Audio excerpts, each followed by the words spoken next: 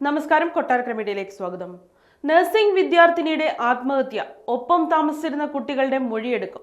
ആത്മഹത്യ ചെയ്ത കോഴിക്കോട് സർക്കാർ നഴ്സിംഗ് കോളേജിലെ 2ാം വർഷ വിദ്യാർത്ഥിനി ലക്ഷ്മി രാധാകൃഷ്ണന്റെ പോസ്റ്റ്മോർട്ടം ഇന്ന്.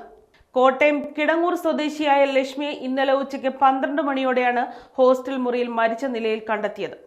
ജീവനൊടുക്കാനുള്ള കാരണം വ്യക്തമല്ല. രക്ഷിതാക്കളിൽ നിന്നും ലക്ഷ്മിക്കൊപ്പം ഹോസ്റ്റലിൽ താമസിച്ചിരുന്ന വിദ്യാർത്ഥിനികളിൽ നിന്നും പോലീസ് ഉടൻ മൊഴിയെടുക്കും. രാത്രി വൈകിയാണ് ലക്ഷ്മിയുടെ ബന്ധുക്കൾ കോട്ടയത്ത് നിന്ന് കോഴിക്കോട്ടേക്ക് എത്തിയത്. സംഭവത്തിൽ അസ്വാഭാവിക മരണത്തിന് മെഡിക്കൽ കോളേജ് പോലീസ് കേസെടുത്തിട്ടുണ്ട്. ലക്ഷ്മി രാധാകൃഷ്ണൻ ഇന്നലെ ക്ലാസ്സിൽ പോയിരുന്നില്ല.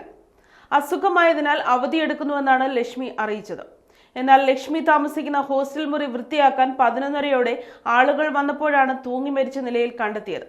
മുറിയിലെ ഫാനിൽ ഷോൾ കെട്ടി തൂങ്ങിയ നിലയിലായിരുന്നു മൃതദേഹം. എന്താണ് മരണത്തിലേക്ക് നയിച്ചത് എന്ന് വ്യക്തമല്ല.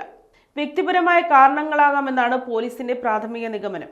മെഡിക്കൽ കോളേജിന് പിറകുവശത്തെ KM കൃഷ്ണൻകുട്ടി റോഡിലെ ബക്കർ വില്ല എന്ന ഹോസ്റ്റലിലാണ് ലക്ഷ്മി രാധാകൃഷ്ണൻ താമസിച്ചിരുന്നത്. മെഡിക്കൽ കോളേജ് പോലീസ് സ്ഥലത്തെത്തി ഇൻക്വസ്റ്റ് നടപടികൾ പൂർത്തിയാക്കി.